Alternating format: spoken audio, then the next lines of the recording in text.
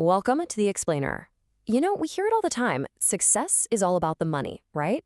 But what if it's something totally different? Today, we're going to dig into the incredible story of an entrepreneur named Rafat Khan, who really had to figure that out for himself. So let's jump right in. The story kicks off with something a lot of us can probably relate to. When Rafat Khan first floated his idea for a small business, he didn't exactly get a round of applause. Nope, he got laughed at. People told him, this is difficult. He was just surrounded by doubt from the get-go. But despite all those voices saying, don't do it, Rafat he was determined. This was his small beginning, and he was going to build this thing from the ground up his way.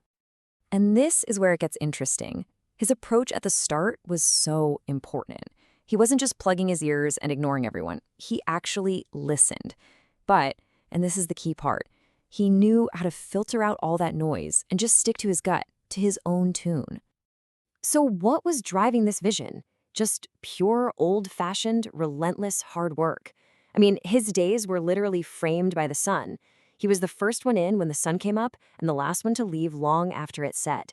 This wasn't just a 9 to 5 for him. It was everything. But as pretty much any entrepreneur will tell you, passion and hard work, they don't always mean it's going to be easy. And Rafat was about to hit a really rough patch, a time full of struggle and setbacks, where it probably felt like failure was the only thing on the horizon. And it all started with the most basic problem a business can have. After all that work, he just hit a brick wall. The goods, they just weren't selling. And, what happens when you have no sales? Yeah, a big financial loss. The money he'd put in was just vanishing. And then things got even worse. This was probably the toughest part. As the business started to fail, the people he was counting on, they started to disappear. They left him. He was totally on his own. So think about it. He's failing on every single front, business-wise, money-wise, even personally. The easy thing to do would be to just give up, right? To finally listen to all those people who laughed at him in the first place? No way. Not even close. Faced with that memory of them laughing and the cold, hard reality of his failure, he just refused to quit. He doubled down on his vision. In that moment, that refusal to give in, that was the real turning point, because this is where he started to learn this incredibly powerful lesson from his mistakes. He started turning all that failure into fuel. Okay, so this is where the whole story flips.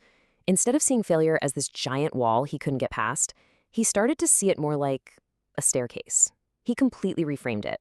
Failure wasn't the end of the road. It was just information he could use to get stronger. And with that new mindset, man, every single stumble became a lesson. Each mistake wasn't some huge tragedy. It was like paying tuition for his own personal business school. It just made him tougher and gave him another piece of the puzzle. And the effect this had was just, wow. It was incredible. He wasn't just getting through his failures. He was practically feeding off of them. Every time he got knocked down, he'd get back up with like double the enthusiasm and double the energy.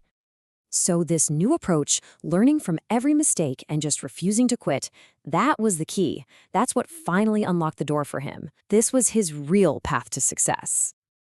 And over time, you could just see the whole direction of his business shift. What started as this little struggling idea began to build a real reputation.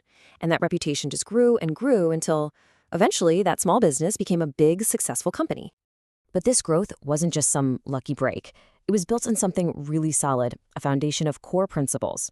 Just being honest, putting in that same crazy hard work, and being totally dedicated to his customers. That's what earned him a following that was fiercely loyal. So he did it. He finally made it, financially speaking. The money was coming in. But somewhere on that journey, he realized something really important. The profit, that was never the real prize. The real earning was something else. What he figured out was that he'd earned something way more valuable than a big bank account.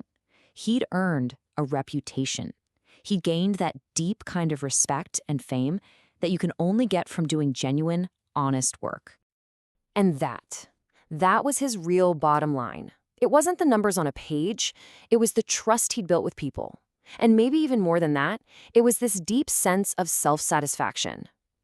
That quiet feeling of accomplishment that nobody can ever take from you. Rafat Khan's story, going from being laughed at to being respected, it's such a powerful reminder of what perseverance is all about. And it really makes you think. It leaves us with this one simple but really deep question. In your own story, what will the real earning be?